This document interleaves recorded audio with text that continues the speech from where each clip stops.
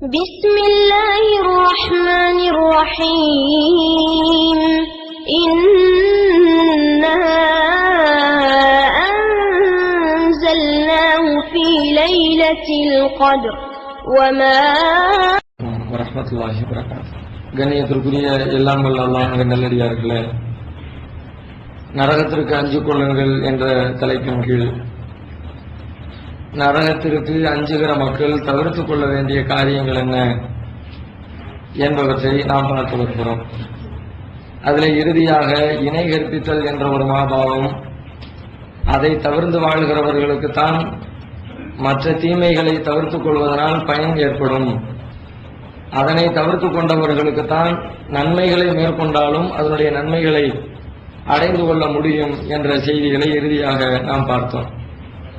அதுல கடைசியாக ஒரு செய்தி சொல்லப்பட்டது, ஏகத்துவத்தில் இணை கற்பிக்காத நிலையில் ஒரு மனிதர் தனது வாழ்க்கையை அமைத்துக் கொண்டால் நாளை மறுமையில் விசாரணையின் பொழுது அல்லாஹ் அவருக்கு அந்த ஒரு நன்மையின் காரணத்திற்காகவே அவர் செய்த தீமைகளை எல்லாம் மன்னித்து அவரை சொர்க்கத்திற்கு அனுப்புகிறான். 99 ஏடுகள் விரிக்கப்பட்டும் கூட ஒரே ஒரு அஷஹது அல்லா இலாஹ இல்லல்லாஹ்ங்கிற அந்த ஒரு கலிமா அவரை நன்மைக்குரியவராக மாற்றிடுது என்ற தகவலை நம்ம பார்த்தோம். உடனே சில பேருக்கு ஒரு எண்ணம் ஏற்பட்டிருக்கும், அது மட்டும் சரியா இருந்தா போதும் போல இருக்குது, மற்றது பிரச்சனை இல்லை, நம்ம தௌஹீதுல கரெக்டா தர்காவுக்கு போகாம, தாயத்து போடாம, சூனியத்தை நம்பாம, அல்லாஹ் தவிர வேற யார் மேலையும் சத்தியம் பண்ணாம, இறைவனை தவிர வேற யாருக்கும் நேர்ச்சி செய்யாம, இந்த மாதிரி ஏகத்துவத்துல சரியான முறையில் நம்ம இருந்துக்குவோம், மற்றது ஒன்றும் பிரச்சனை இல்லை, எப்படியும் அட்ஜஸ்ட் ஆயிரும் அப்படிங்கிற மாதிரியாக ஒரு எண்ணம் வந்து விடுகிறது. ஆனால் அது சொல்லப்பட்டதனுடைய நோக்கம் அதை மட்டும் கரெக்டா இருங்கன்ற அர்த்தத்துல சொல்லப்படல. அல்லாஹ்வுடைய அருள்ல அது இருந்துச்சுன்னா தப்பிக்க வாய்ப்பு இருக்கிறது. யாருக்கு அந்த சான்ஸ் கிடைக்குன்னு யாருக்கு தெரியும்? கோடான கோடி மக்கள்ல யாராவது ஒருத்தருக்கு அல்லாஹ் கொடுப்பான், 2 பேருக்கு அல்லாஹ் கொடுப்பான். நான் அந்த பட்டியலில் இருக்கிறான்னு தெரியாத. அப்ப நாம சிறுக்கில இருந்து தவிர்த்து கொள்ளவும் வேண்டும், மற்ற ஒழுங்குகளையும் பேண வேண்டும், மற்ற தீமைகளையும் செய்யாமல் இருக்க வேண்டும். அதுதான் பொதுவாக சொல்லப்பட்ட அறிவுரை. ஏன்னா நம்ம இதை மட்டுமே சரி பண்ணிட்டோம்னா வேற வேற தீமைகளை பற்றி சொல்லப்பட்டிருக்கிற வசனங்களுக்கும் வேறு வேறு நன்மைகளை பற்றி சொல்லப்பட்டிருக்கிற ஹதீஸ்களுக்கும் அர்த்தம் இல்லாம போயிடும். நம்ம முழு விஷயங்களையும் நம்ம வாழ்க்கையில கடைபிடிக்க வேண்டும் என்பதை உள்ளத்திலே பதிய வைத்துக் கொள்ள வேண்டும். அந்த அடிப்படையில் ஒரு மனிதர் செய்ய வேண்டிய காரியங்கள் என்ன, நரகத்திற்கு ஒருவர் செல்லாமல் இருக்க வேண்டும் என்றால் அவர் கடைபிடிக்க வேண்டிய காரியங்கள் என்ன என்று ஒரு பட்டியலை இஸ்லாம் நமக்கு தருகிறது. அந்த பட்டியலில் ரொம்ப முக்கியமான இடத்தை பெறுகிற ஒரு காரியம் நமக்கு கடமையாக்கப்பட்டிருக்கிற தொழுகை என்ற காரியம். தொழுகையை பற்றி நிறைய இடங்கள்ல இஸ்லாம் பேசுகிறது. குர்ஆனை எடுத்துக்கொண்டால் கிட்டத்தட்ட ஒரு 100க்கு நெருக்கமான இடங்களில் பேசப்படுகிற ஒரு இபாதத்து இதுதான். இந்த அளவுக்கு வேற எந்த ஒரு இபாதத்தை பத்தியுமே பேசப்படல. நோன்பு இருக்கிறது, நோன்பை பற்றி குர்ஆன்ல எத்தனை இடத்துல இருக்குது அப்படின்னு தேடி பார்த்தீங்கன்னா அதிகபட்சமா ஒரு 2 வசனங்கள்ல தான் வரும். ஒரு வசனத்துல நோன்பு வைங்கன்னு வருகிறது, இன்னொரு வசனத்துல ரமலானை அடைகிறவர் நோன்பு நோக்கட்டும்னு வருகிறது, ஒரு 2 வசனத்துல தான் நோன்பை பத்தி பேசப்படுகிறது, நோன்பு வைங்கன்ற கட்டளை பேசப்படுகிறது. ஆனா தொழுகை எடுத்துக்கொண்டால் கிட்டத்தட்ட 100 இடங்களுக்கு நெருக்கமான அல்லாஹ் திரும்ப திரும்ப அகீமுஸ்ஸலா, தொழுகை நிலைநாட்டுங்கள் என்ற விஷயத்தை அல்லாஹ் வலியுறுத்துகிறார். அப்ப அதனுடைய இந்த அளவுக்கு இறைவன் திரும்ப திரும்ப சொல்வதிலிருந்து அதனுடைய முக்கியத்துவத்தை நம்மால் புரிந்து கொள்ள முடிகிறது. ஒரு தடவை சொன்னா போதும், ஏன் திரும்ப திரும்ப சொல்றோம்? தவற விட்டுறக்கூடாது. நம்ம மகனுக்கு நாம அறிவுரை சொல்லும் போது கூட சில விஷயங்களை மீண்டும் மீண்டும் அறிவுரை சொல்லுவோம். ஏன்னா மீண்டும் மீண்டும் தேவை, ரொம்ப முக்கியமானது. அந்த அளவுக்கு இஸ்லாமும் தொழுகையை பற்றி ரொம்ப முக்கியமாக வலியுறுத்துகிறது. இது நாளை மறுமையில ஒரு மனிதனுக்கு ஏற்படுத்தக்கூடிய தாக்கங்கள் என்ன என்று பார்த்தால், நபி ஸல்லல்லாஹு அலைஹி வஸல்லம் அவர்கள் அவங்களுக்கு ஒரு நாள் கனவில எடுத்து காட்டப்பட்டது. நம்ம ஏற்கனவே கூட அந்த ஹதீஸ பல தடவை பார்த்திருக்கிறோம். அந்த கனவுல நபிகளாருக்கு நாளை மறுமையில நரகத்துல செய்யப்படுகிற பல்வேறு வேதனைகள் எடுத்து காட்டப்படுகிறது. அதுல ஒரு மனிதரை நபிகளார் பார்க்கிறார்கள். அவருடைய தலைமாட்டில் ஒருத்தர் படுத்து கிடக்கிறார். அவருடைய தலைமாட்டில பெரிய பாறாங்கல்லை வைத்துக் கொண்டு ஒருத்தர் நிற்கிறார். அந்த பாறாங்கல்லை தூக்கி ஓங்கி டம்முன்னு அவருடைய தலையில போடுறாரு. தலை சுக்குநூறாக நொறுங்குகிறது. கல் உருண்டு ஓடு, அடிச்சு விழுந்த கல் உருண்டு ஓடுகிறது. இவர் போய் கல்லை எடுத்துட்டு வர்றதுக்கு போறாரு. அதுக்குள்ள நொறுங்கிய தலை மீண்டும் சரியாகி விடுகிறது. திரும்ப கொண்டு வந்து தலையில போடுறாரு, மீண்டும் தலை நொறுங்குகிறது. இப்படியாக ஒரு மனிதர் வேதனை செய்யப்படுகிறார். அப்போ நபிகள் நாயகம் ஸல்லல்லாஹு அலைஹி வஸல்லம் கேட்கிறார்கள், யார் இவரு, எதற்காக இப்படி வேதனை செய்யப்படுகிறார்?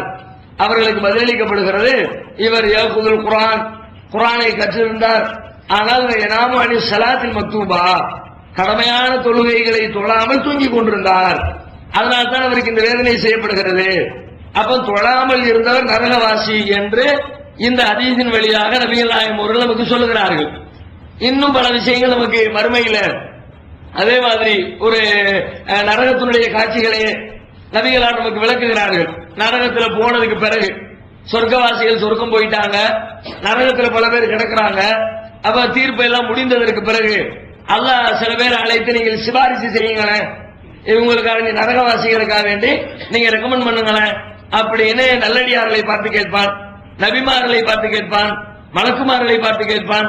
ஒவ்வொருவரும் அவங்களுடைய லெவலுக்கு அவங்க ரெக்கமெண்ட் பண்ணுவாங்க. அப்ப அல்லாஹ் அந்த மனிதர்களை நரகத்தில இருந்து வெளியேற்றுவான், மலக்குமார்களுக்கு கட்டளையிட்டு நரகத்திலிருந்து வெளியேற்றுவான். இந்த செய்தி ஹதீஸ்ல வருகிறது. ரெக்கமெண்ட் செய்வார்கள், சிபாரிசு பண்ணுவாங்கல்ல, பரிந்துரை பண்ணுவார்கள். அந்த பரிந்துரை செய்கிறவர்கள் என்ன சொல்லி பரிந்துரை செய்வார்கள், என்ன சொல்வாங்க தெரிஞ்சவங்க, என் பக்கத்து வீட்டுக்காரரு, என் தகப்பனாரு, எங்க அண்ணன் தம்பி என்று சொல்ல மாட்டார்கள்.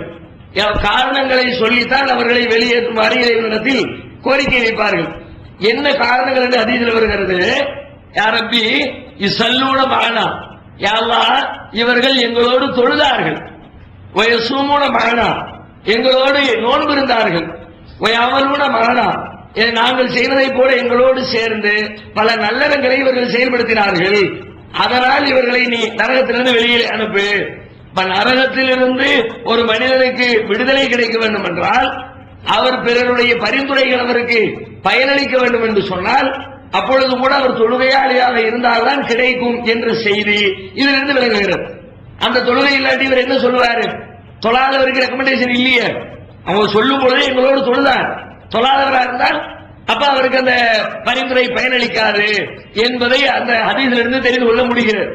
நரகத்திற்கு போய்விட்ட மனிதர்கள் தங்களுடைய வாழ்க்கையில அறிந்தோ அறியாமலோ செய்துவிட்ட தீமைகளுக்காக வேண்டி ஒரு குறிப்பிட்ட காலம் வரைக்கும் நரகத்திலே கிடந்தால் கூட அந்த நரகத்திலிருந்து பிறருடைய பரிந்துரையின் பேரில் விடுதலை கிடைக்க வேண்டும் என்று விரும்பினாலும் அதற்கும் தொழுகைதான் பயனளிக்கும். தொழாத மக்களுக்கு அந்த பரிந்துரை கூட பயனளிக்காது என்பதை புரிந்து கொள்ள வேண்டும். அதே போல நபி ஸல்லல்லாஹு அலைஹி வஸல்லம் மறுமையின் இன்னும் சில நிகழ்வுகளை நமக்கு சொல்லுகிறார்கள்.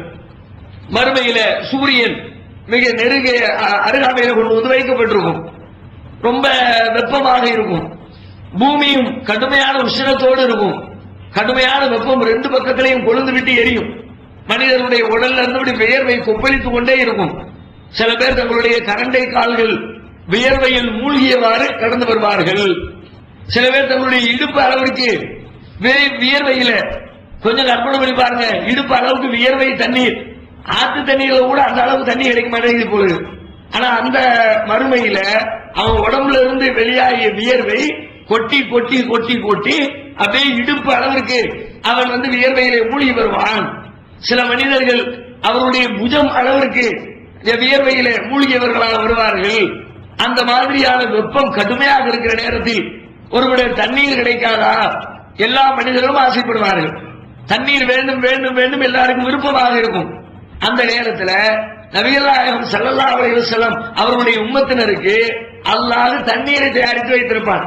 அந்த நாளின் கொடுமையிலிருந்து காப்பாற்றுவதற்காக மிக நீண்ட நெடியலாம், ஒரு நாள் என்று சொன்னாலும் ஏதோ கொஞ்ச நேரத்தில் முடிந்து விடுகிற நாள் இல்லை.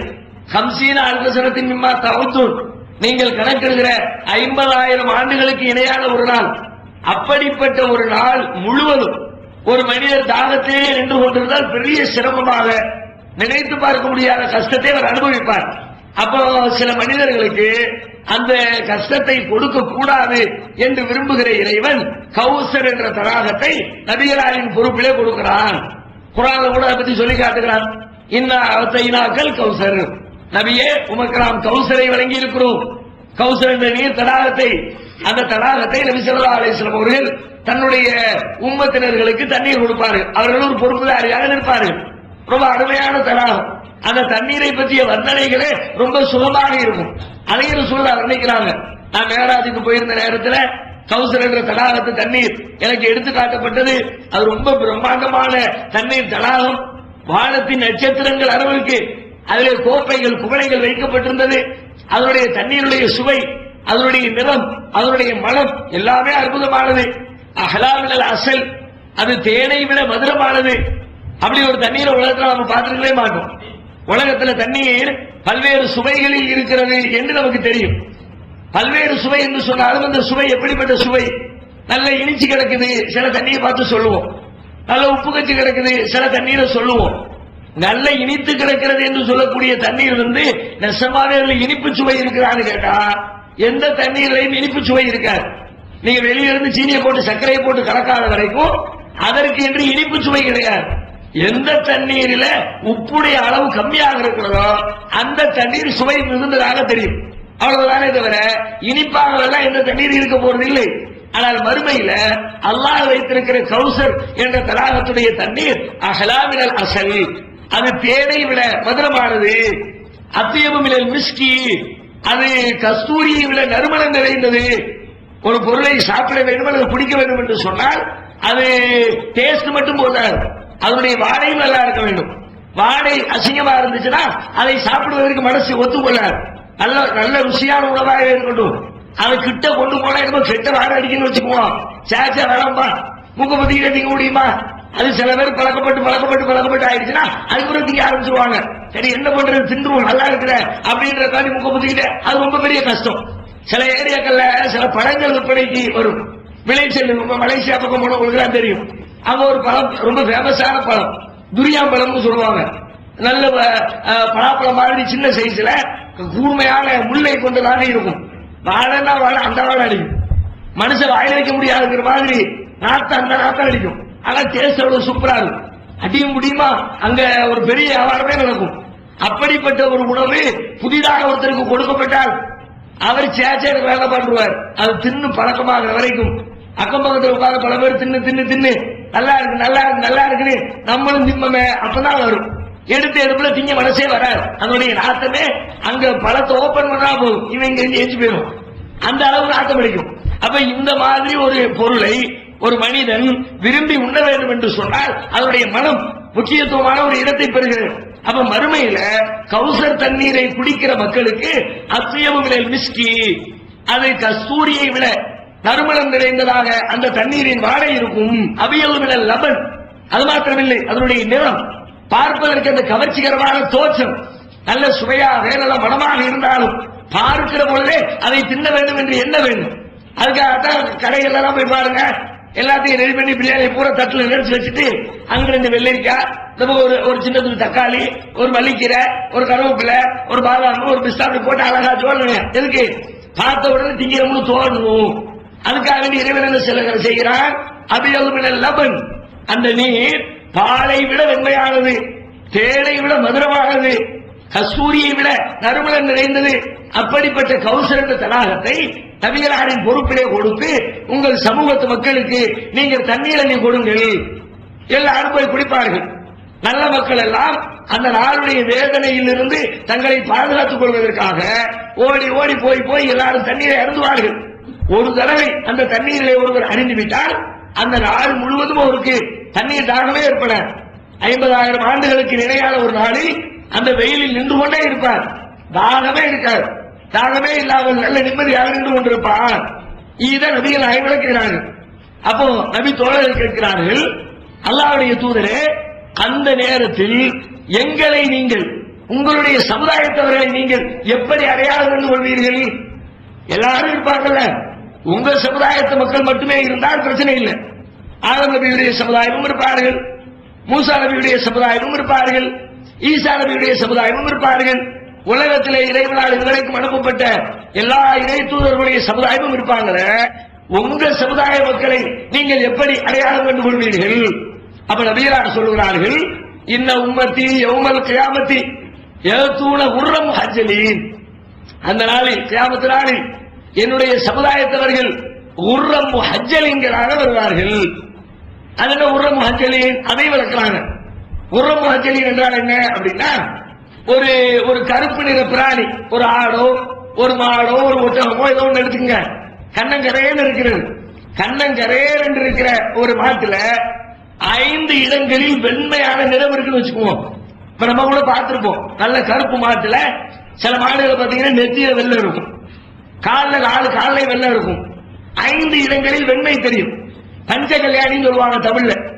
5 வெண்ணிறங்களை கொண்டிருக்கிற பிராணிகளை பஞ்ச கல்யாணி என்று அழைப்பது வழக்கம். அதுதான் முஹஜிரின் நபிகளார் சொல்கிறார்கள், என்னுடைய சமுதாயத்தவர்கள் 5 இடங்களில் வெண்ணிறமுடையவர்களாக, 5 இடம் என்று சொன்னால் உலகத்தில் இறைவனை தொழுவதற்காக அவர்கள் ஒது செய்திருப்பார்கள். அந்த ஒது செய்த உறுப்புகள் எல்லாம் வெள்ளை வெள்ளையர் என்று மின்னிக் கொண்டிருக்கிற நிலையில் அவர்கள் நாளை மறுமையில் வருவார்கள். முகம் ஒது செய்திருப்போம், முகம் வெண்மையாக பிரகாசித்துக் கொண்டிருக்கும். கைகளில் ஒது செய்திருப்போம், கைகள் 2 பிரகாசித்துக் கொண்டிருக்கும். கால்களில் தண்ணீர் ஊற்றி கழுவி இருப்போம், கால்கள் பிரகாசித்துக் கொண்டிருக்கும். 2 கால்கள், 2 கைகள், ஒரு முகம் என்று மனிதனுடைய 5 உறுப்புகள் ஒது செய்வதற்காக வேண்டி அவன் கழுவிய உறுப்புகள் அனைத்தும் வெள்ளை வெள்ளையர் என்று மின்னிக் கொண்டிருக்கும்.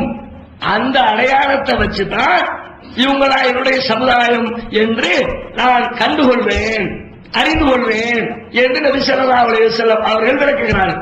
இப்ப யோசித்து பாருங்கள், அந்த நாளில் நபிகளாருடைய பொறுப்பிலே இருக்கிற அந்த கடுமையான நாளில் தண்ணீரை விரும்புகிற அத்தனை மனிதனுடைய உள்ளமும் அத்தனை மனிதனுடைய நாவும் தண்ணீர் வேண்டும் தண்ணீர் வேண்டும் என்று ஆசைப்படுகிற தருணத்தில் நபிகளாருடைய பொறுப்பிலே இருக்கிற அந்த சுவை நிறைந்த கௌசர் என்ற தடாகத்து தண்ணீரை ஒரு மனிதர் அருந்த விரும்பினால் அவருக்கு இருக்க வேண்டிய அடிப்படை தகுதி, அவர் உலகத்திலே தொழுதிருக்க வேண்டும், தொழுகைக்காக தன்னை தயார்படுத்தி இருக்க வேண்டும். அப்படிப்பட்டவர்களுக்கு தான் அந்த பாக்கியம் கூட கிடைக்கும் என்று நபிகளார் சொல்கிறார்கள். அப்ப தொழுகையினுடைய அவசியம் எந்த அளவிற்கு என்று புரிந்து கொள்ள வேண்டும். சாதாரணமான விஷயம் இல்லை. ஆனால் இன்றைக்கு பெரும்பாலான மனிதர்கள் அசட்டையாக இருக்கிற ஒரு காரியம் தொழுகையாக தான் இருக்கு. நம்முடைய வாழ்க்கை சூழல்ல நம்ம தொழுகைக்கு எத்தனை முக்கியத்துவத்தை கொடுத்திருக்கிறோம் யோசித்து பாருங்கள். ஒரு முக்கியமான வேலை நம்ம தொழுகைக்கு எந்த இடத்தை வச்சிருக்கிறோம்னா, எல்லா வேலையும் முடிச்சுட்டு நேரம் இருந்தா தொழுகை, இல்லாட்டி நேரம் இல்லைன்ற பதில். ஏன்பா தொழுகை கேளுங்க, நேரமே இல்ல, பிஸியா இருந்துச்சு, கடையில கூட்டமா இருந்துச்சு, மாத்தி விடுறதுக்கு ஆள் இல்ல. அப்ப நம்முடைய வேலைகள் முதன்மை இடத்தையும் வேலைகள் எல்லாம் முடிந்ததற்கு பிறகு நமக்கு நேரம் கிடைத்தால் தொழுவு. ஆனா மார்க்கம் என்ன சொல்கிறது, தொழுகைக்கு நேரத்தை ஒதுக்கு, அதை முடிச்சு விட்டு அடுத்த வேலையை பாருங்க. உங்களுடைய வியாபாரமோ உங்களுடைய கொடுக்கல் வாங்கலோ இறைவனை நினைப்பதை விட்டும் உங்களை தடுத்து விட வேண்டாம். லா துல்ஹிக்கும் அம்வாலுக்கும் வலா அவுலாதுக்கும் அன் திக்ரில்லாஹ். இறை நம்பிக்கையாளர்களே, உங்களுடைய செல்வங்களோ உங்களுடைய பிள்ளைகளோ இறைவனை நினைப்பதை விட்டு உங்களை திசை திருப்பி விட வேண்டாம் என்று இறைவன் சொல்லுகிறான்.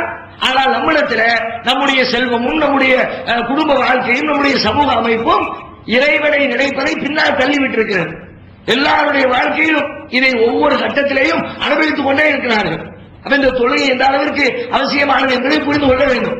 அது மாத்திரமில்லை, மேலும் சொல்லுகிறார்கள் நபி ஸல்லல்லாஹு அலைஹி வஸல்லம் மறுமையை வச்சே மையப்படுத்தி நமக்கு பாடம் நடத்துகிறார்கள். மறுமையில அந்த இறைவன் வருவான். இறைவன் எப்படி வருவான்? விசாரணைக்காக வஜா ரப்புக வல் மலக்கு ஸஃபன் ஸஃபா.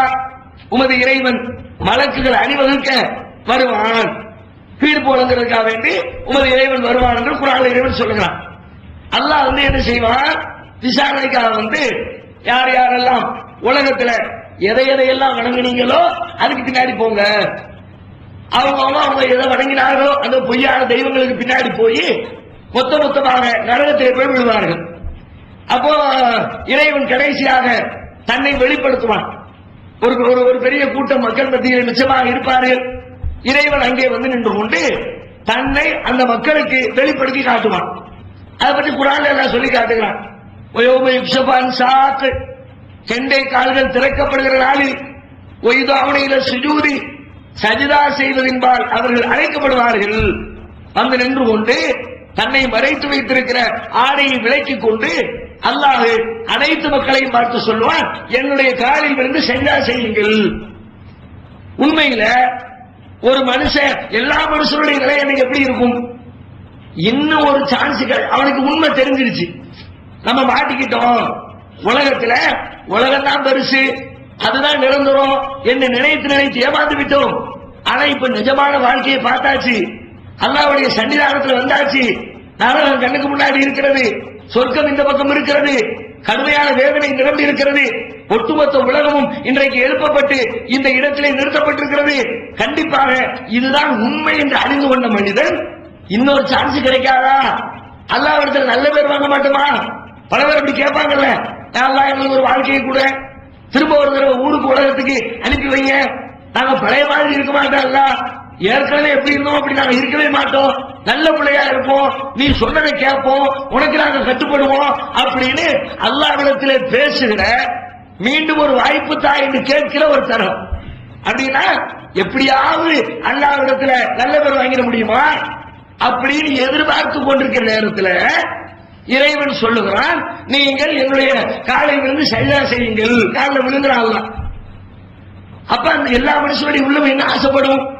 இப்பவா விழுந்துருவோம், சஜதா செஞ்சிருவோம், இதை பார்த்தாவது அல்லாஹ் இறக்கப்பட்டு நம்மளை சொர்க்கத்துக்கு அனுப்பிடலாமே என்று மனிதர்கள் ஆசைப்படத்தானே செய்வார்கள். குர்ஆனிலேயும் இறைவன் சொல்லுகிறான், கெண்டை கால்கள் திறக்கப்பட்டு சஜதா செய்வதற்கு அவர்கள் அழைக்கப்படுகிறார்கள். பலா யஸ்ததியூன். ஆனால் யாரெல்லாம் உலகத்திலே முறையான சஜதா செய்யவில்லையோ, இறைவனை வணங்கி வழிபடவில்லையோ, அவர்கள் எல்லாம் அப்படியே நின்று கொண்டிருப்பார்கள். அவர்களுடைய முதுகு ஒரு மரக்கட்டையை போல ஆகிவிடும். சஜிதா செய்ய முடியாது. உலகத்தில் சஜிதா செய்ய தொலைவாங்கன்னு கூப்பிடும் பொழுது அப்பதான் பாத்துக்கலாம்பா, இப்ப என்ன வியாபார நேரத்தில் தொழுகை போட்டு டிஸ்டர்ப் பண்ணிட்டு இருக்கிற என்று தொழுகையை ஒரு சுமையாக நினைத்தவர்கள் மறுமையில தொழ வேண்டும், சஜிதாவிலே விட வேண்டும் என்று ஆசைப்படுவார்கள்.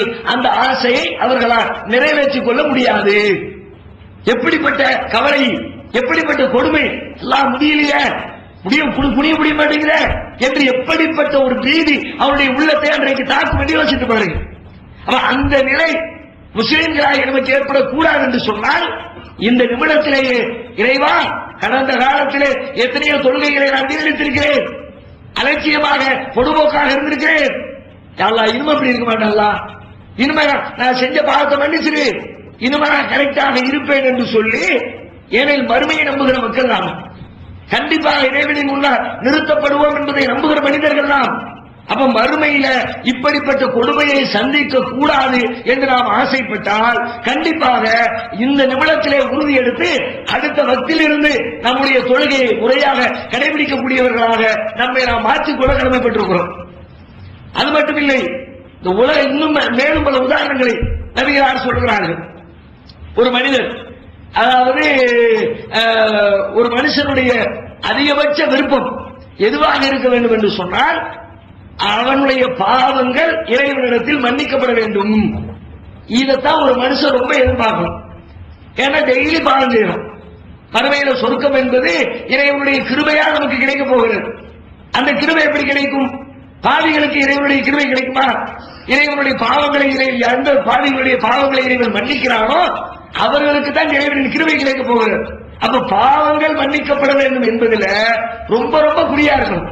ரசூலுல்லாஹ்வுடைய வாழ்க்கையில் எடுத்துங்க, அவர்கள் சொல்லுகிறார்கள், நான் இன்னில அஸ்தக்ஃபிருல்லாஹ் குல்ல யௌமின் மியத்த மர்ரா, ஒவ்வொரு நாளும் அல்லாஹ்விடத்திலே 100 தடவைகள் பாவ மன்னிப்பு தேடுகிறேன்.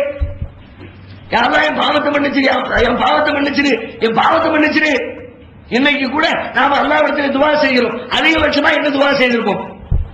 ஒவ்வொருத்தரும் நம்ம நெஞ்சில கை வச்சு கேளுங்க. எடுத்த எடுப்புல 5 நேர தொழுகைக்கு பிறகு ஒரு தடவை துவா செய்யும் போது முதல்ல ஸ்டார்ட் பண்ணும்போது யாரெல்லாம் பாவத்தை மன்னிச்சிரு, அடுத்து மீண்டும் ரிட்டர்ன் கேட்டிருப்போமா? 2 தடவை கேட்டிருப்போமா? ஒரு 3 தடவை கேட்டிருப்போமா? ஒருக்க கேட்டோமா? பாவத்தை கேட்டாச்சு, அடுத்த மட்டும் இருப்போம்.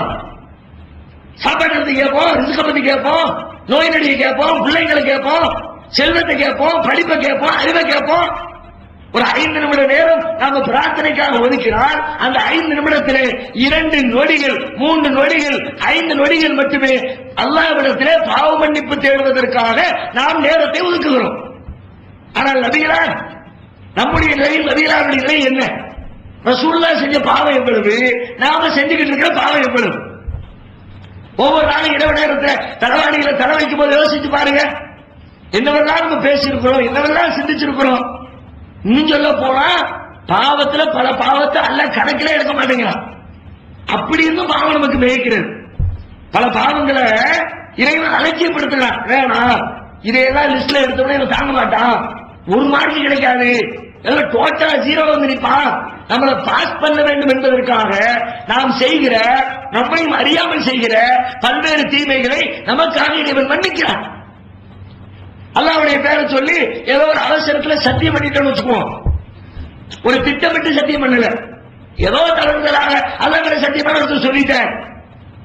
ஒரு யோசனை இல்லாமல், ஒரு திட்டமிடுதல் இல்லாமல் இறைவனின் பெயரை தவறான இடத்தில் ஒரு மனிதன் பயன்படுத்தி விட்டால் இறைவன் என்ன செய்யணும்? ஏன்னா என் பேரு உனக்கு அவ்வளவு அசால்ட்டா போச்சா, ஒரு யோசிச்சு சொல்ல மாட்டேன், திட்டமிட்டு பேச மாட்டேன் என்று கேள்வி கேட்கிற அதிகாரம் இறைவனுக்கு இருக்கிறது. ஆனால் இறைவன் கேட்பானா? கண்டிப்பா கேட்க மாட்டான். லா யுஆஹிதுகுமுல்லாஹு பில்லஹவி ஃபீ ஐமானிகும், உங்களுடைய சத்தியங்களில் வீணானவற்றிற்காக, அவசரப்பட்டு நீங்கள் சொன்னதற்காக, திட்டமிடாமல் நீங்கள் செய்த சத்தியத்திற்காக இறைவன் உங்களை குற்றம் பிடிக்க மாட்டார். இப்படி நம்முடைய தவறுகள்ல ஏராளமான தவறுகளை யா அல்லாஹ் நீ மன்னித்து விடு என்று கோரிக்கை வைக்காமல் தினம் தினம் நூற்றுக்கணக்கான தவறுகளை இறைவன் மன்னித்துக் கொண்டே இருக்கிறார். நம்முடைய உள்ளத்தில் எழுகிற தவறுகள், உள்ளத்துல நினைச்சு பாருங்க, நம்ம என்னெல்லாம் நினைக்கிறோம் யோசிச்சு பாருங்க. ஒரு மணி நேரம் ஒரு மனுஷன் இந்த ஒரு மணி நேரத்தில் நம்முடைய உள்ளத்துல என்னென்ன நினைப்பு வந்துச்சு, பேசின பேச்சுக்கு கேள்வி கேட்டாலே தப்பிக்க முடியாது, செஞ்ச வேலைக்கு தண்டனை கொடுத்தாலே தப்பிக்க முடியாது, மனசுல என்னவெல்லாம் நினைச்சமோ நினைச்சதுக்கு தண்டனை கொடுத்து வந்தா அவ்வளவுதான் ஒருத்தனாக மாட்டான். ஒரு மணி நேரம், ஒரு 2 மணி நேரம் பள்ளிக்கு வந்தோம்ல, வந்ததுல இருந்து திரும்பி போறதுக்குள்ள எத்தனை நினைப்புகள் நம்முடைய உள்ளத்தை சுழண்டு சுழண்டு ஓடி இருக்கின்றன. 1008 என்ன வந்திருக்கும், அதுல பாதிக்கு மேல கெட்ட எண்ணமாவே இருக்கும். அடுத்தவரை பத்தி, ஊரை பத்தி, உலகத்தை பத்தி. தொழும்போது நிம்மதியா தொழுதிருப்போமா? பக்கத்தோட சரியா போவார், போகும்போது லேசா கைவிட அகற்றிடுவார். உடனே இவர் நினைப்பார், பக்கத்துல தொழுதுகிட்டு இருக்கா, அறிவு இருக்கா, நினைப்பு வரும். ஆனா சொல்ல மாட்டோம். நினைச்சிருக்கோமா இல்லையா? நினைச்சிருப்போம். பொது செஞ்சுட்டு இருப்போம். பக்கத்துல எடுத்துருவாரு, அல்லாஹ் வெயில போயிட்டு வருவாரா, அந்த தண்ணி குளிர்ந்த தண்ணி எடுத்து மூஞ்சி அடிச்சோன்னு சுகமா இருக்கும், அப்படி அடிப்பாரு. இப்படி கையோடி வலிகி பக்கத்துல உட்கார்ந்து இருக்கிற ஒரு முதுகுல சொட்டுன்னு 2 சொட்டு விடும், ஒரு நெரிச்சல். கரெக்டா மாறி இந்த ஒழிச்சுக்கிட்டு இருக்கான். அக்கம் பக்கத்துல ஆள் ஒழிச்சு வேண்டாம், நினைப்பு வரும். நம்ம சொல்ல மாட்டோம், வெளிப்படுத்த மாட்டோம், இதை அலட்சியப்படுத்திடும். எத்தனை பண்ணுகிறோம்? உட்கார்ந்து இருக்கிறோமே, உட்கார்ந்து இருக்கிற ஒரு பையன் கிராஸ் பண்ணி போட்டுமே, லேச கையில் வச்சிருவோம், கூட்டு பையன் எப்படி போறோம் உள்ளத்துல தோணும். ஆனா சொல்லுவோமா? எத்தனையோ இப்படி ஒவ்வொரு நிமிடத்திலையும் இருப்பது, தள்ளுவது, போவது, வருவது. ஒரு செருப்பு மாட்டும் போது செருப்பு பூரா மண்ணாயிரும். செருப்பு கட்டி போட்டு வந்துருப்பாங்க, கொஞ்ச நேரம் கழிச்சு போவாரு, ஒவ்வொருத்தரா மிச்சு மிச்சு மிச்சு மிச்சு மண்ணா இருக்கும். என்ன ஆட்சி வச்சிருக்காங்க, ஒரு எல்லாத்தையும் சேர்த்து, ஒருத்தரை இல்ல வந்துட்டு போனது எல்லாத்தையும் சேர்த்து என்ன ஆக்கி வச்சிருக்காங்க செருப்பு தோணும் உள்ளத்துல. யோசித்து பாருங்கள், 1 மணி நேரத்துல இப்படி 9 பேரை பத்தி உள்ளத்துக்குள்ள கெட்ட எண்ணம் வந்துருச்ச, எல்லாத்தையும் லிஸ்ட் எடுத்து அவனை பத்தி நினைச்ச, இவனை பத்தி நினைச்ச, அதை பத்தி நினைச்ச, எல்லாத்தையும் பத்தியில கொண்டு வா, வாங்கிக்க அடியே இறைவன் கொடுத்தா முடியுமா? தாங்க நபிகளார் சொல்லுகிறார்கள், இன்னல்லாஹ தஜாவஸத்திலே அன் உம்மத்தி மா வஸ்வஸத் பிஹி சுதூர்ஹா, என்னுடைய சமுதாயத்தவர்கள் அவர்களுடைய உள்ளத்தில் எழுகிற தவறான எண்ணங்களுக்கு இறைவன் தண்டனை தருவதில்லை. ஆனாலும் அதையும் தாண்டி நம்முடைய தவறுகள் மிஞ்சி இருக்கிறது. இவ்வளவு மன்னித்து, இவ்வளவு அலட்சியப்படுத்தி, இவ்வளவு தவறுகளுக்கு தண்டனை கிடையாது என்று அறிவித்ததற்கு பிறகும் கூட நாம் செய்திருக்கிற தவறுகளை பெறுவோம். நபிகளாருடைய வாழ்க்கையில் இப்படியா? நபி ஸல்லல்லாஹு அலைஹி வஸல்லம் உள்ளத்தில் எழுகிற சிந்தனைகள் கூட பெரும்பாலான சிந்தனை நல்ல சிந்தனை தானே. அவங்க வெளியில என்னத்தை சொல்றாங்களோ அதைத்தான் உள்ளத்துக்குள்ள நினைச்சாங்க. அப்படிப்பட்ட நபிகளார், குறைவிலும் குறைவாக தவறு செய்த நபிகளார் அல்லாஹ்விடத்தில் தினசரி 100 தடவைகள் யா அல்லாஹ் என் பாவத்தை மன்னித்து விடு என்று கோரிக்கை வைக்கிறார்கள் என்றால், ஒரு மனிதன் தன்னுடைய வாழ்க்கையில் இறைவனிடத்தில் கேட்க வேண்டிய பிரார்த்தனைகள் மிக முக்கியத்துவம் வாய்ந்த பிரார்த்தனை அஸ்தக்ஃபிருல்லாஹ், இறைவா என் பாவத்தை மன்னித்து விடு. இதைத்தானே கேட்கணும். இந்த பாவங்களை மன்னிப்பது இந்த அளவிற்கு முக்கியத்துவம் வாய்ந்ததாக இருக்கிறது. நபிகளார் சொல்லுகிறார்கள், யார் ஒருவர் முறையாக தினசரி 5 நேரம் தொழுகிறாரோ அவர் தொழுகிற தொழுகையே அவருடைய பல்வேறு பாவங்களுக்கு பரிகாரமாக அமைந்து விடுகிறது. ஒரு அருமையான உதாரணத்தோடு சொல்கிறார்கள். லவ் அன்ன நகரன் பிபாதி அஹதிக்கும், உங்களில் ஒருவருடைய வீட்டு வாசலில் ஒரு பெரிய ஆறு ஒன்று ஓடுகிறது. அந்த ஆறிலே எவசிலுபிக்குள்ள யௌமின் ஹம்சா, ஒவ்வொரு நாளும் 5 தடவைகள் அந்த ஆற்றிலே அவர் குளிக்கிறார். அப்படி குளித்தால் மாத்த கூடுதாலிக்க யுபக்ரீமின் தரணி, அவருடைய உடம்புல ஏதாவது அழுக்கு மிச்சம் இருக்குமா? சஹாபாக்கள் சொல்லுகிறார், அது எப்படி இருக்கும்? ஒரு நாளைக்கு 5 தடவை குளிச்ச உடம்புல எப்படி இருக்கும்? 2 தடவை குளிச்சாலே நீட்டா இருப்பாரு, 3 தடவை அதை விட சுத்தம், 4 அதை விட சுத்தம், 5 கேட்கவே தேவையில்லை, சுத்த அழுக்கே இருக்காது. சஹாபாக்கள் பதிலளிக்கிறார்கள். நபிகளார் சொல்லுகிறார்கள், ஃபலாலிக மிஸ்லு ஸலவாத்தில் ஹம்ஸ் யம்ஹல்லாஹு பிஹில் ஹதாயா, இதே போலதான் 5 நேரம் தொழுகின்ற தொழுகை என்பது, அந்த தொழுகையின் மூலமாக அல்லாஹ் பாவங்களை அழிக்கிறான். ஒவ்வொரு நேரம் தொழுது விட்டு அடுத்த நேரம் இடைவெளிகளை செய்கிற பல்வேறு தீமைகள் இந்த தொழுகையினால் உங்களுக்கு மன்னிக்கப்படுகிறது, அழிக்கப்படுகிறது என்று சொன்னால் அந்த தொழுகையை நாம் நேசிக்க வேண்டாமா? தொழுகையுடைய முக்கியத்துவத்தை உணர்ந்து கொள்ள வேண்டாமா? அது மாத்திரமில்லை, நபிகள் நாயகம் அவர்கள் தங்களுடைய வாழ்க்கையில மரண நெருக்கடியில் வேதனைக்கு மேல் வேதனையை, காய்ச்சலுக்கு மேல் காய்ச்சலை அனுபவித்துக் கொண்டிருந்த நேரத்தில் நபிகளாருடைய இறுதிக்கட்ட வாழ்க்கையை பற்றி ஹதீஸ் நூல்கள் சொல்லுகிறது. எப்படி நபிகளார் எழுந்து நடக்க முடியவில்லை, உடல் உஷ்ணம் தகிக்கிறது, கால்களை தூக்கி தரையிலே வைத்து ஊன்றி நிற்க முடியவில்லை. நபிகளாருடைய உள்ளம் அடித்துக் கொள்கிறது, தொழுகையின் நேரம் வந்துவிட்டது, வீட்டிலே முடங்கி கிடக்கிறோமே. நம்ம எத்தனை பேர் இப்படிப்பட்ட நேரத்தில் தொழுகையை நினைத்து பார்த்திருப்போம்? அதுவும் தொழுகைக்கு பள்ளி தொழ வேண்டும் என்று விரும்புகிறவர்கள் கூட ஒருவேளை தொழுதாலும் வீட்டிலே தொழுதிருப்போம். தன கடமை முடிச்சிட்டோமே. ஆனால் நபிகளாருடைய உள்ளம் என்ன விரும்புகிறது? பள்ளியில போய் தொழணுமே. தொழணும், தொழாமல் இருக்க போறதில்லை. ஆனால் பள்ளியிலே ஜமாத் நடக்கிற பொழுது நான் எப்படி வீட்டிலே இருப்பது, பள்ளிக்கு செல்ல வேண்டுமே என்று நபிகளாருடைய உள்ளம் ஆசைப்படுகிறது. எழுந்து நிற்க முடியவில்லை, கால்களை ஊற முடியவில்லை. ஆனாலும் தோழர்கள் 2 பேரை அழைக்கிறார்கள், அவர்களுடைய தோள் புஜத்திலே கைகளை தொங்க விடுகிறார்கள். 2 பேரும் நபிகளாரை அழைத்து வருகிறார்கள். சரியாக சொல்வதாக இருந்தால் அழைத்து வரவில்லை, நபிகளாரை இழுத்து வருகிறார்கள். ஏன் காலம் ஊட முடியலையே, உடம்புல தெம்பில்லையே, இழுத்து வரப்பட்ட ஹதீஸ் நூல்களில் பதிவு செய்யப்பட்டிருக்கிறது. நபிகளார் இழுத்து வரப்பட்ட காரணத்தினால் அவர்களுடைய கால்களில் 2 பெரு விரல்களும் அந்த பூமியிலே கோடு விழித்துக் கொண்டே வந்தது. முன்பின் பாவங்கள் மன்னிக்கப்பட்ட இறைவனின் தூதர் ஒவ்வொரு நாளும் நூற்றுக்கணக்கான தடவைகள் இறைவாயின் பாவத்தை மன்னித்துவிடு என்று கோரிக்கை வைத்த தூதர் இறுதி நேரத்தில் மரண பரியந்தத்தில் அந்த தொழுகையை விட்டு வீட்டிலே இருப்பதற்கு இன்னைக்கு மனது இடம் கொடுக்காமல் தோளில் இழுபட்டவார்கள் பள்ளிக்கு வருகிறார்கள் என்றால் நபிகளார் இன்னும் சொல்வதாக இருந்தால் மக்களுக்கும் சொல்கிறார்கள். அந்த நேரத்திலே மசலா மக்களே தொழுகை தொழுகை தொழுகை நாட்டுங்க, தொழுகையை விட்டாதீங்க. ஏன் இந்த அளவிற்கு தொழுகை ஏன் வலியுறுத்தப்பட்ட, அதை யோசிக்கணும். தொழுகை வலியுறுத்தப்பட்டது சரி, ஏன் என்று சொன்னால் தொழுகை என்பது ஏதோ இறைவனை ஒரு கடமைக்காக இறைவன் சொல்லிவிட்டான் என்பதற்காக நிறைவேற்றுகிற வணக்கம் மாத்திரமில்லை. பாவங்களும் தீமைகளும் மிகைத்திருக்கிற உலகத்திலே வாழுகிற மனிதன் அந்த பாவங்களிலிருந்து தன்னை தற்காத்துக் கொள்வதற்காக மனிதர்களின் கரங்களில் கொடுக்கப்பட்டிருக்கிற பாவங்களை விட்டு தற்காத்துக் கொள்வதற்காக அவனுக்கு வழங்கப்பட்டிருக்கிற அற்புதமான ஒரு கேடயம், ஒரு ஆயுதம்.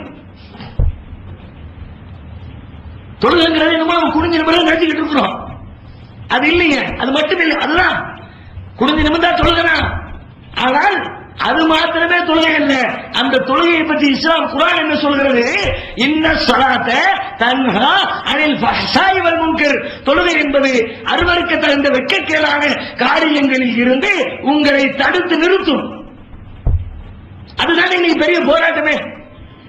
இன்றைய உலகத்தில் மனிதர்களாகிய நாம் நம்முடைய உள்ளத்தோடு நடத்துகிற போராட்டத்தில் பெரும் போராட்டம் என்ன? அருவருக்கு தகுந்த வெட்கக்கேடான காரியங்களில் இருந்து நம்மை தற்காத்துக் கொள்வதன் பெரும் போராட்டம். ஒரு ஜவுளி கடை கிளாஸ் பண்ணி வர முடியுதா? போய் நின்று ஓரத்தில் இருந்து வேடிக்கை பாருங்க. ஒரு பொம்மை வச்சிருக்கணுமே, அதை விட்டு முகத்தை திருப்புறது முடிய மாட்டேங்குது. பல பேருக்கு பொம்மை தான் நல்லா தெரியுது அவளுக்கு, ஆனா பொம்பளை பொம்மையா இருக்க அதான் மேட்ரு. அவன் எவ்வளவு சலனம் தட்டுகிறது. பெரும் போராட்டமாக இருக்கிறது. இந்த போராட்ட காலத்திலே நாம் ஜெயிக்க வேண்டும் என்பதற்காக இறைவன் நம்மிடத்திலே தந்திருக்கிற கூர்மையான ஆயுதம் தொழுகை. தொழுகை நிறைவேற்றி பாருங்கள். அந்த தொழுகை உங்களை இது போன்ற பல்வேறு தீமைகளிலிருந்து அற்புதமாக காப்பாற்றி உங்களை ஈடேற்றத்திற்கு கொண்டு போய் சேர்க்கும். இது நம்ம சொல்லல, குர்ஆன் சொல்லுகிறது. தன்னுதான் அது தடுக்கும். நபிமார்கள் கூட தீமைகள் இருந்து தடுக்க மாட்டாங்க, செய்ய விடாம சொல்லத்தான் செய்வாங்க. இது தீமை, அது தீமை, அவ்வளவுதான் முடியும். ஆனால் தொழுகை தடுக்கும் என்கிறான் இறைவன். நீ தொழுது பார். அந்த தொழுகை உங்களை தீமை செய்ய விடாமல் நல்ல வழியில் அதுவே உங்களை பாதுகாப்பாக கொண்டு போய் சேர்க்கும். அப்ப நமக்கு இன்னொரு கேள்வி வரும், அப்படின்னா ஊருக்குள்ள பல பேரு தொழுது வர்றாங்க, எல்லா அயோக்கியத்தனத்தையும் பண்றாங்க. தொழுத தடுத்துணும் நீங்க, தொழுத யோக்கியன் ஆயிடுவான் நீங்க, தொழுத பாலியல் சேட்டையில் ஈடுபட மாட்டான் நீங்க. ஆனால் தொழுகிறாரு, தொழுது முடிச்சுட்டு எல்லாத்தையும் பண்றாங்க. கண்ணுக்கு முன்னாடி பல பேரை பாக்குறமே, அது என்ன? அது மேட்டரே வேற. அவர் தொழுதான்னு நீங்க நினைக்கிறீங்க, ஆனா அவர் சொல்லல. தொழுகை என்பது வெறுமனே நிற்பதும், வெறுமனே குடிதலும், வெறுமனே அமர்தலும், வெறுமனே நெற்றியை தரையிலே வைத்ததும், சலாம் கொடுத்து எழுந்து செல்லுதலும் மாத்திரம் தொழுகை இல்லை. அப்படி பல பேர் நினைச்சுக்கிட்டாங்க. அதனால தொழுகைக்கு என்ன பெனிஃபிட், தொழுகையினால் என்ன லாபமோ அந்த லாபத்தை, அந்த பயனை அவர்கள் அடைந்து கொள்ளவில்லை. ஏன்னா தொழுகை பற்றி சொல்லும்போது இஸ்லாம் சொல்லுகிறது, சில தொழுகை இருக்குது. தொழுகையில ரெண்டு இருக்குது. ஒரு தொழுகை தீமை விட்டு தடுக்கும், இன்னொரு தொழுகை உங்களை நரகத்தில் போட்டு அமுக்கும். அப்படியே குர்ஆன் சொல்லுகிறது, ஃபவைலுல் லில் முஸல்லின், தொழக்கூடியவனுக்கு கேடுதான், தொழுதவன் செத்தான். குர்ஆன் சொல்லுது ஃபவைலுல் லில் முஸல்லின், தொழுதியா அவ்வளவுதான் முடிஞ்சுச்சோங்க. பல பேர் பார்த்தா இப்படி ஒரு வசனம் இருக்கா, இந்த வாரம் தெரியாம டெய்லி காலங்காத்தால சுப நேரத்தில் சொல்ல இதோட விட்டுற வேண்டியதான் வந்துடாதீங்க. இது ரெண்டாவது தொழுகை, தொழுதவனுக்கு கேடு என்கிறானே. அப்படியும் ஒரு தொழுகை இருக்கிறது என்று சொல்வதற்காக இறைவன் சொல்றான். தொழுகையில ரெண்டு இருக்குப்பா, தீமையை தடுக்கிற தொழுகை மாதிரி ஒன்னு தீமையில தள்ளுற தொழுகை ஒன்று இருக்கிறது. அந்த தொழுகை அதுதான் நயவஞ்சகனுடைய தொழுகை, முனாபிக்குகள் தொழுத தொழுகை. முனாபிக்குகளும் தொழுதார்கள். நபிகளார் காலத்தில் இரட்டை வேடம் போட்டு நரகத்திலே முதல் தரத்து வேதனைக்கு சொந்தக்காரர்களாக இருக்கிற அந்த முனாபிக்குகளும் தொழுதார்கள். அவன் தொழுக அவனை தீமையிலிருந்து தடுக்கல, அவன் தொழுக அவர்களை தீமைக்குள்ளே ஆழ்த்தி விட்டது. தீமைக்குள்ளே அவனை உள்ளுக்குள்ளே முங்க வச்சிருச்சு. எந்த அளவுக்கு அதை விவரிக்கிறான் குர்ஆன், அல்லாஹ் விவரிக்கிறான். நீ தொழுகிற தொழுக அந்த மாதிரி தொழுகிறாளப்பா, தொழுவு கரெக்டா தொழுகணும். எப்படி தொழுகணும்? ரசூலுல்லாஹ் சொன்னார்கள், சல்லு கமா ரஅய்துமூனி உஸல்லி, என்னை எவ்வாறு தொழக் கண்டீர்களோ அப்படி தொழுவுங்கள். இது முதல் அளவுகோல். சரியான தொழுகையாக, கேடயமான தொழுகையாக, தீமைகளிலிருந்து உங்களை பாதுகாக்கிற தொழுகையாக உங்கள் தொழுகை அமைய வேண்டும் என்றால் நீங்கள் தொழ வேண்டிய தொழுகை முறையில் முதல் அம்சம் நபிகளார் காட்டிய முறைப்படி நான் தொழுகிறேன், அதுதான் தொழுகை. இன்னைக்கு நம்மள எத்தனை பேரு நபிகள் நாயகம் சொன்னபடி தொழுகிறேன் என்று சொல்லுகிறவர்கள்? நீங்க எப்படி உங்க தொழுகலாம்? நம்ம நபி அபூஹனீஃபா இமாம் தான், நம்ம ஷாஃபி போட்டுக்கோம்ல, பள்ளியாசல் நெத்தியில பெருசா எழுதி போட்டுக்கோம்ல, இது ஷாஃபி மதுஹபுக்கு சொந்தமான பள்ளிவாசல், ஷாஃபி முறைப்படி தான் இங்க தொழுகை நடக்கும். ஓஞ்சிது போ செத்த. ஃபவைலுல் லில் முஸல்லி. நபிகளார் சொல்லுகிறார்கள், என்னை எவ்வாறு தொழ கண்டாரோ அப்படி தொழு. நபிகளார் அதை அங்கிட்டு வை, எங்க அத்தா எப்படி தொழ கண்டாரோ அப்படித்தான் தொழுவேன்னா போ. உங்க அத்தா போற ரிசர்வ் பண்ணி வச்சிருக்காரு, நீயும் போ. உங்க ஆலிச்சா ரிசர்வ் பண்ணி வச்சிருக்காரு, போ. ஒன்று முதல் விஷயம். அதுல பல செய்தி இருக்கு. நபிகளார் எப்படி சொல்றாங்க அது விரிவாக விளக்கப்பட வேண்டிய. நபிகளார் தக்பீர் கட்டியது, அவர்கள் நெஞ்சிலே கைகளை வைத்தது, ருக்கு செய்தது, சலாம் போனது என்று ஆரம்பம் முதல் கடைசி வரைக்கும் தெரிந்து கொள்ள வேண்டிய செய்திகள் நிறைய உண்டு. அதை தெரிந்து செயல்படுத்த வேண்டும். ஒன்று. இரண்டாவது என்ன, நயவஞ்சகன் தொழுகையை பற்றி மேலும் குர்ஆன் விளக்குகிறது. இதா காமு இல ஸலாத்தி காமு குஸாலா, அவர்கள் தொழுகைக்காக நின்றால் சோம்பேறிகளாக நிற்பார்கள். தொடர்ந்து பக்கத்தில் நின்று பார்த்தாலே தெரிஞ்சு இவன் ஏன்டா பள்ளியாசலுக்கு வந்தான் அப்படின்னு நினைக்கிற மாதிரி. சொல்ல வேண்டியதான், சொல்லிதான் மார்க்கத்தில் தடை கிடையாது. ஆனா நிக்கிற ஸ்டைல அழுத்துக்கிறது, இவன் கொஞ்ச நேரம் கூட ஓதிக்கிட்டுமே உள்ளுக்குள்ள கடந்து புழுங்கும்.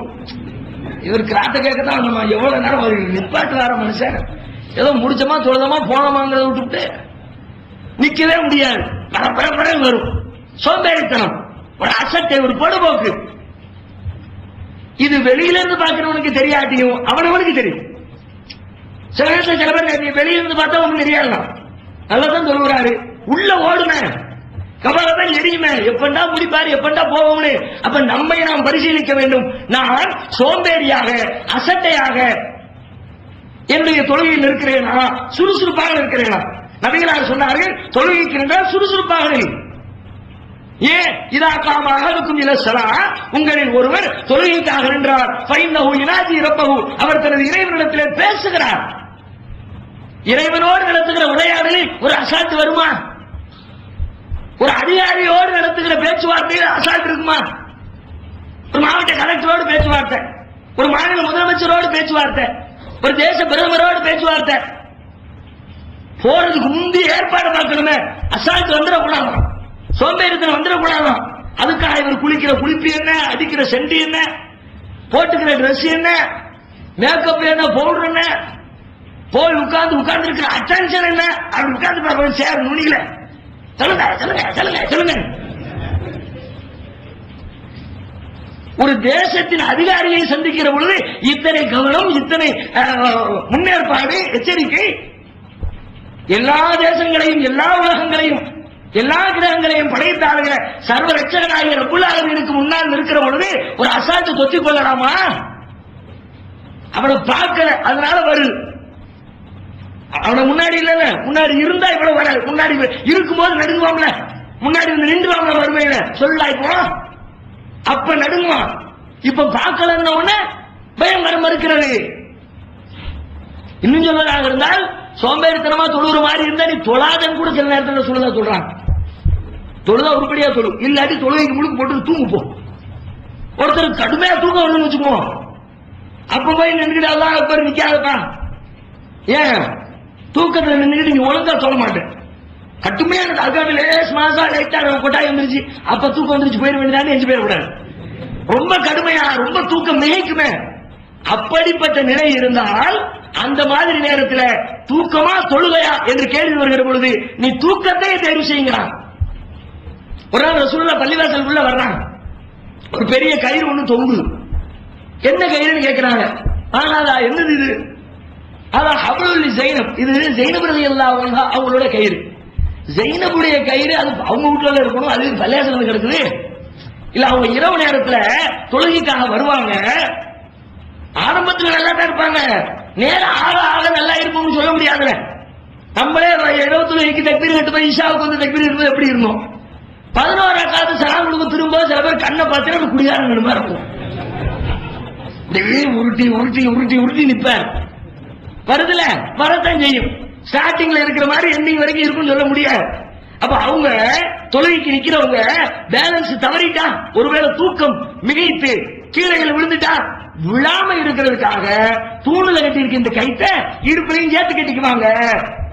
அப்படி வண்டி தள்ளா இருந்தா கூட கயிறு பிடிச்சி பேலன்ஸ் பண்ணிக்கும்ல, அதுக்கு தான் இந்த ஏற்பாடு. நமக்கு கேட்டா அப்படி புள்ள அடிக்குது, என்னமா தொழுதுருக்குறாங்க, நம்மளும் கற்பனை பண்ண முடியலையப்பா தோணுகிறது. ஆனால் நபிகளாருக்கு என்ன தோன்றியது? அவை சந்தோஷமாக பெருமிதமாக அந்த செய்தியை கேட்டாங்களா? நபிகளார் சொல்லு கலட்டு கைத்த முதல்ல, உன்னை யார் இப்படி சொல்ல சொன்னா? உங்களை யாரு இப்படி கலந்து தூங்கினாலும் தூங்கிட்டே சொல்லுவேன், எப்படி யாரு சொன்னா? தூக்கம் இயக்கிறவர் முதலில் தூங்கட்டும், பிறகு வந்து இறைவனை தொடர்ந்து இருக்கட்டும். என்ன சுறுசுறுப்பா புத்துணர்ச்சி வரணும் இல்லப்பா, யாராவது வந்து நின்னா அது பேர் தொழில். அப்படி நின்ன தூக்கத்தோடு நின்னா நீங்க அப்படி நிக்கிற ஆட்கள் பல பேரை டெஸ்ட் பண்ணி பாருங்க, அவர் நெசமா கரெக்டா தொழுவாருங்கிறிய தக்பீர் கட்டி பாருங்க, அத்தையாத்துல இல்ல தக்பீர்ல அத்தையாது அத்தையாது வந்து ஏதாவது இமாமத்துனா சேமல்ல எரிஞ்சு நிக்கிற மாதிரி அறுபதுல அரபில் இருக்கும். சில பேர் சஜா சின்ன மதரசாக்கள் போய் பாருங்க, நிறைய நடக்கும். ஃபர்ஸ்ட் காத்து சஜா போனதோடு சரி, அதுக்கப்புறம் சலாம் கொடுத்த பிறகு எழுப்போம், தம்பிடே முடிஞ்சிச்சு 5 நாள். அப்ப இந்த மாதிரி அசால்ட் அது வந்துச்சுன்னா கரெக்டா இருக்காதுப்பா. அல்லாஹ் முன்னாடி நிக்கிற மாதிரி நிக்க மாட்டேன், முன்னாடி நிக்கும் போது அதுக்கு தகுந்த மாதிரி வா, அது மூலமா வந்துடாத. இது முனாஃபிக்குடைய தொழுகையில ஒண்ணு. நீ அந்த லிஸ்ட்ல ஆயிராத. அடுத்து சொல்கிறார்கள் யுராவுன நாஸ். குர்ஆன் சொல்கிறது யுராவுன நாஸ். அடுத்து அவருடைய தொழுகை எப்படி இருக்கும் தெரியுமா? மனிதர்களுக்கு காட்டுவதற்காகவே தொழுவார்கள். முதல்ல உள்ளதுல கூட பல பேர் தப்பிச்சிருவாங்க. இந்த இரண்டாவது மேட்டர்ல பல பேர் அடி வாங்கிடுவாங்க. யுராவுன நாஸ், மனிதர்களுக்கு காட்டுதல். உள்ள லேசா சைத்தான் உட்கார்ந்துறான். எவ்வளவு டேஞ்சரான மேட்ரு இதுதாங்க. மறுமையில ஒரு மனுஷனுடைய அமல்களை அழித்து நாசமாக்குவதிலே முதலிடத்தை வைப்பது பிறருக்காக காரியமாற்றுவது. அல்லாஹ்விற்காக செய்ய வேண்டிய காரியங்களை அடுத்தவருக்காக செய்தார். ஏன் உங்களுடைய உயிரையே அர்ப்பணித்திருந்தால் கூட போர் நரகத்துக்கு தான் அல்லாஹ் சொல்லுவாங்க. நபிகளார் சொல்லுகிறாரு, இறைவனின் பாதையில் போரிட்டு தன் உயிரை ஒருவர் அர்ப்பணித்திருப்பார். இறைவன் கேட்பான், என்னப்பா செஞ்ச, என்ன செஞ்சான் பார்க்கல, போனமல போர்க்களத்துக்கு அச்சமல நாள் வேற, அவனும் சேர்ந்து அடிச்சா ஆள் காலையை உயிரே கொடுத்துருக்கான்ல. சரி உயிரே கொடுத்த, எதுக்கு கொடுத்த, அல்லாஹ் வேண்டிய கொடுத்த, எனக்காக கொடுத்த, பொய் சொல்லுகிறாய் கிளப்த. நீ உயிர் கொடுத்தது உண்மை, ஆனால் அல்லாஹ் வாயை எனக்கு கொடுக்கவில்லை. உன்னை ஊரிலே வாழ்கிறவன், உயர்ந்தவன், வீரன், தியாகி என்றெல்லாம் பேச வேண்டும் என்பதற்காக கொடுத்திருக்கிறாய். நீ நினைத்தது கிடைத்து விட்டது. பேச வேண்டிய பேச்சுக்களை பேசிவிட்டார்கள். இப்பொழுது நீ செல் நரகத்திற்கு. உயிரை கொடுத்தவரே நரகத்துக்கு போகணும்னா மற்றவங்களுக்காண்டி தொழுகை தொழுதவரு இவரை மட்டும் சொர்க்கத்தில் விடுவாங்க. இன்னும் சொல்வதா இருந்தா நபிகளா இருந்த கூட இன்னும் அழகா விளக்குறாங்க. ஒரு தடவை பள்ளிவாசலுக்குள்ள சஹாபாக்கள் பேசிக்கிட்டு இருக்கிறாங்க. வெளியிலிருந்து ரசூலுல்லாஹ் வர்றாங்க. என்ன என்ன ஓடுது, என்ன மேட்ரு? அப்ப சஹாபாக்கள் சொல்றாங்க, அல்லாஹ்வுடைய தூதரே, நாங்க இந்த தஜ்ஜாலை பத்தி பேசிட்டு இருக்கிறோம். தஜ்ஜால் அவன் பயங்கரமான ஆளு, அவனை பத்தி நம்மளும் நிறைய தெரிஞ்சிருக்கிறோம். தஜ்ஜாலுடைய குழப்பம் சாதாரண குழப்பம் இல்லை. மனிதர்களை பெரிய அளவில் ஒரு பாடுபடுத்தி எடுத்துவிடும். ஏன்னா அவ்வளவு பெரிய அற்புதங்களை எல்லாம் செஞ்சு காட்டுவான். நம்ப முடியாத மனுஷனே நம்ப வைக்கிற அளவுக்கு இருக்கும். வானத்தை பார்த்து வானமே மழை பொழி என்பான், வானம் அப்படியே மழைந்திருந்து கொட்டும். பூமியை பார்த்து பூமியுடைய கனிவர்க்கங்களை முளைப்பித்துக் கொடு, சட சட சடன் செடி வளரும், அப்படி பூ பூக்கும், காய் காய்க்கும். எப்படி இருக்கும் பாருங்க. ஒரு மனுஷனை அழைப்பான், ரம்பத்தால் அறுப்பான், இருகூடாக பிளப்பான், எழுந்து செல்லன்பான், எழுந்து ஓடுவான். எல்லாத்தையும் செஞ்சுட்டு சொல்லுவான், பாத்தியா வானம் என் வார்த்தைகளுக்கு வசப்படுகிறது, எனவே வானத்தை படைத்தவன் நான். பூமியின் கட்டளைக்கு கீழ்ப்படுகிறது, எனவே பூமியை படைத்தவன் நான். உயிர்கள் என்னுடைய வார்த்தைகளை செவியேற்கிறது, எனவே உயிர்களை கொடுத்தவன் நான். எனவே உலகங்களை எல்லாம் படைத்த இறைவன் நான் என்று தஜ்ஜால் சொல்லுவான். அப்பதான் ரசூலுல்லாஹ் சொல்றாங்க, உங்கள் இறைவன் ஒற்றை கண்ணன் இல்லை. ஒரு தடவை சாக வச்சான திரும்ப இன்னொரு தடவை சாக வச்சு எழுப்புவானா? அது முடியாது. அப்ப இவ்வளவு இதையெல்லாம் பார்த்தா ஒரு மனுஷன் எப்படி இருப்பான்? இன்னைக்கு பாருங்களேன், தலையை சுத்தி எடுத்தானா கால போய் விழுந்துறான். அவனோட கம்பேர் பண்ணனா அப்படின்னா இப்படின்னா எலுமிச்சம்பழத்தை கொடுத்துட்டாரு அந்த பொம்பளைக்கு. ஏப்பா சாமி ஆகாயத்துல எலுமிச்சம்பழம் பறிச்சிருச்ச, பெரிய சாமி தான் போல இருக்குது அப்படின்னு போய் பால பூஜை செய்யறவங்க காலில் விழுந்துறான். சின்ன சின்ன செல்லுமுள்ளுகளை பார்த்து ஏமாந்து போகிற மனிதர்களுக்கு இடையில இத்தனை பெரிய காரியங்களை தஜ்ஜால் செய்தால் மனிதன் மயங்காமல் இருப்பானா? அப்படிப்பட்ட ஒரு பெரும் கொடுமையை பற்றி நபி தோழர்கள் பேசிக் கொண்டிருக்கிறார்கள்.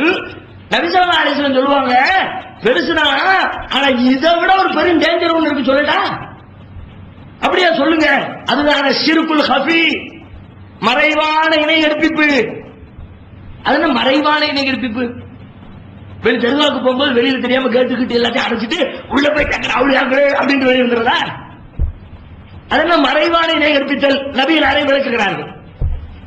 ஒருவர் தொழுகைக்காக இருக்கிறார். அல்லாஹ் தான் வந்தாரு, தொழுகை நினைச்சா தொழுதுட்டு இருந்தாரு. தொழுதுட்டு இருக்கும்போது பார்த்தா சைட்ல யாரோ இவரை பார்க்கிறாங்கன்றத இவர் பார்க்கிறார்.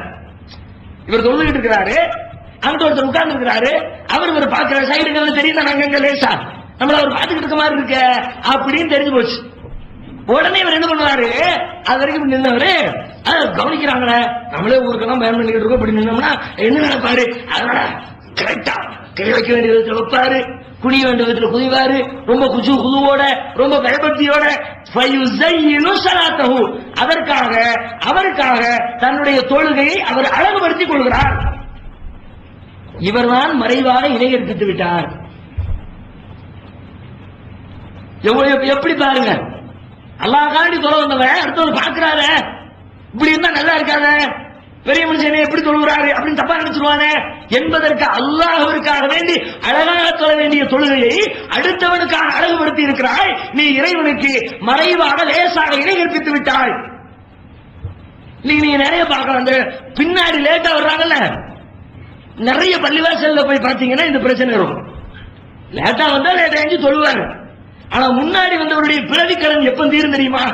பின்னாடி நிக்கிறது யாரு, லேட்டா வந்தது யாரு அப்படின்னு ஒரு சுத்தி சுத்தி பார்க்கலாட்டி இவர் தொழுகையே கூடாது போல அப்படிங்கிறது அங்க வரைக்கும் ஒரு ரவுண்டு. அவன் தொழுகை நிற்பான் உருப்படியா, பார்வை எங்கெல்லாம் போதும் அதுக்கு நிறைய அவனு போய்கிட்டு நம்மளை பாக்குறாங்களே அப்படின்னு அதுக்காக சேஞ்ச் பண்ணுவான். ஏங்கிற அவர் சொல்ல தொழில் பண்ண குறு குறு குறு பாக்குற வேலை. அப்ப இந்த பிறருக்காக தொழுதல் என்ற சிந்தனை வந்தால் அது நயவஞ்சகனின் தொழுகை. அவன் பிறருக்காகத்தான் தொழுவான், இறைவனுக்காக தொழவில்லை. தோழர்களே, மக்களே, உங்களுடைய தொழுகை பிறருக்கு என்ற எண்ணம் கலந்து விடக்கூடாது. கவனமாக இருங்கள், எச்சரிக்கிறது இஸ்லாம். மூன்றாவது இறைவன் சொல்லுகிறான், 2 லட்சம் கூட 3வது விழுந்த ஆட்கள் நிறைய. பல எதுக்குருவனல்லாஹ் இல்லா கலீலா. தொழுகையில முனாஃபிக்குகள் அல்லாஹ்வை குறைவாகத்தான் நினைவு கூறுவார்கள். அப்படின்னா இறைவனுடைய நினைப்பு, இறைவன் அல்லாத நினைப்பு. தொழுகையில ரெண்டும் இருக்கும். ரெண்டுமே இல்ல, இறைவன் நினைப்பு மட்டும்தாங்க.